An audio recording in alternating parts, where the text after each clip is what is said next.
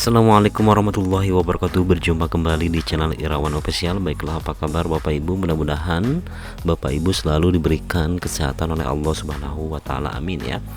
Baik, masuk di kolom komentar kami yang banyak masuk ya. Tentunya mohon maaf apabila kepada Bapak Ibu belum bisa menjawab satu persatu ya, yang tentunya kita sharing-sharing informasi mengenai P3K ya. Di sini ada wartawan entertainment 918 status P1 tidak hadir kah yang udah terdata di BKN 2023 kemarin ya.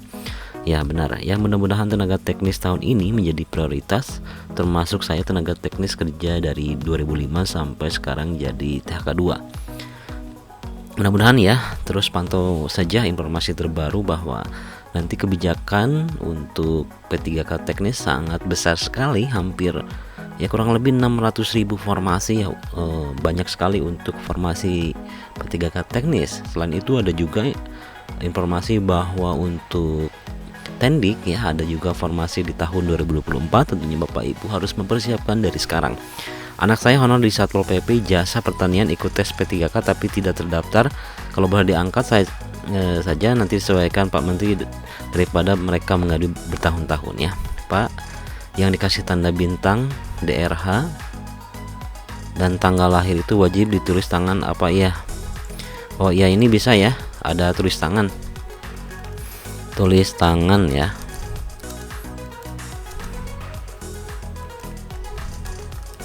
Ya itu pengalaman kemarin saya juga tulis tangan ya, bagaimana pusat bisa membantu kinerja honorer di daerah ya. Ya tergantung kebijakan BKPSDM masing-masing ya, apakah mungkin honorer nanti ada kebijakan baru ya. Tentunya pemerintah daerah harus selalu mensupport mengenai pengangkatan P3K ini. Nah, kita akan simak informasinya ya. Di sini ada informasi menarik nih ya.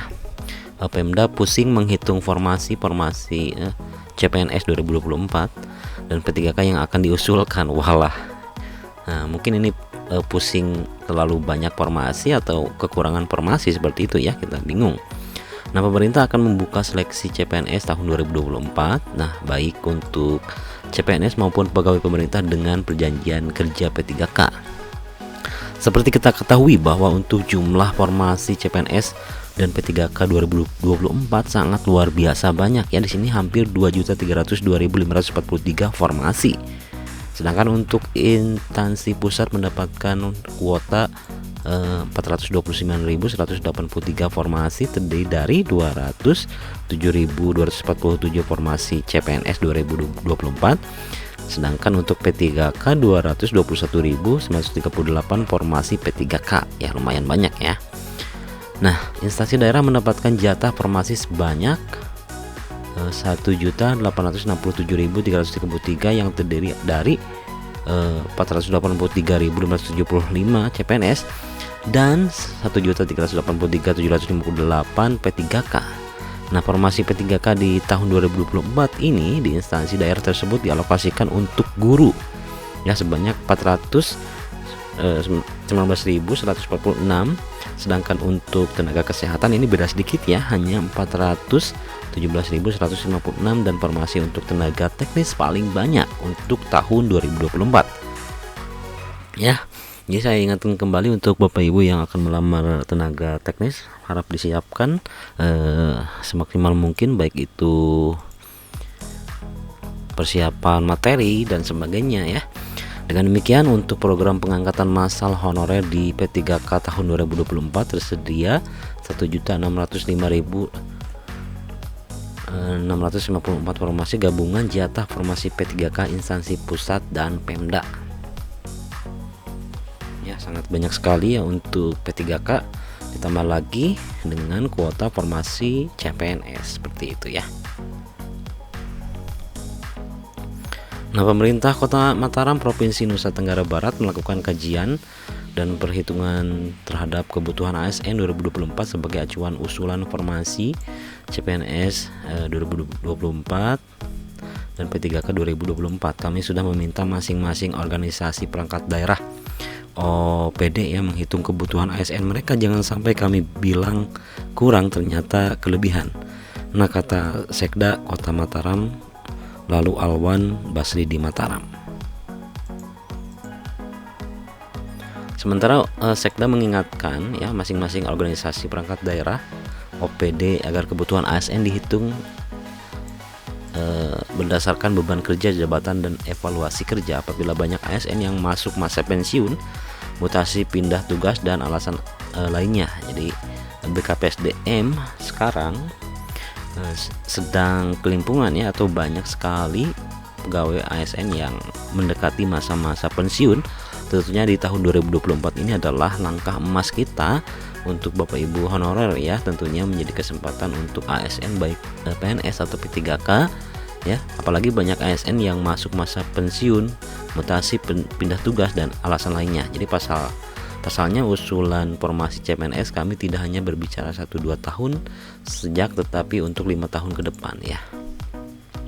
Dan semoga untuk Bapak Ibu yang sudah lulus, dinyatakan lulus menjadi ASN P3K atau PNS, tentunya bisa mendapatkan apa yang Ibu harapkan, baik itu gaji, tunjangan, dan lain-lain ya. Hanya saja sambungnya untuk penghitungan dan usulan ASN daerah tidak hanya menghitung kebutuhan SDM semata, tapi juga anggaran ya. Sementara anggaran gaji ASN tidak boleh lebih dari 30% APBD, itu termasuk untuk gaji P3K. Sementara DAU hingga saat ini belum pernah bertambah. Oleh karena itu pemerintah daerah juga harus bekerja keras untuk mencari sumber-sumber baru pendapatan ya PAD dengan mendorong pejabat-pejabat yang mengelola PAD. Jika tahun ini PAD misalnya ditargetkan 400 miliar, maka tahun berikutnya harus bisa 500 miliar. Wow ya, atau 700 miliar katanya. Nah, dengan demikian pemerintah Kota Mataram bisa membuka rekrutmen CPNS sesuai dengan kebutuhan, dan anggaran untuk gaji sudah siap ya.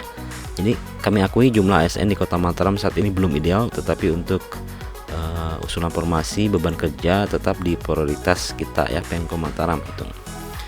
Nah Bapak Ibu, mungkin itu informasi yang bisa disampaikan dengan berbagai rincian formasi dari P3K, kemudian CPNS, dan formasi yang lainnya, baik itu teknis, kesehatan, dan banyak lagi ya. Tentunya Bapak Ibu bisa melihat potensi mana yang akan Bapak Ibu lamar dan di mana Bapak Ibu akan melamar. Tentunya itu menjadi hal yang harus dipikirkan. Jangan sampai ketika Bapak Ibu melamar ke instansi lain, instansi lain tersebut diisi oleh formasi yang lain atau orang yang lainnya. Nah, harapan kami Bapak Ibu bisa mengikuti seleksi CASN dengan baik. Semoga lulus ya sesuai dengan waktunya. Tetap berusaha dan tentunya Bapak Ibu selalu berdoa untuk kebaikan Bapak Ibu. Sekian, assalamualaikum warahmatullahi wabarakatuh.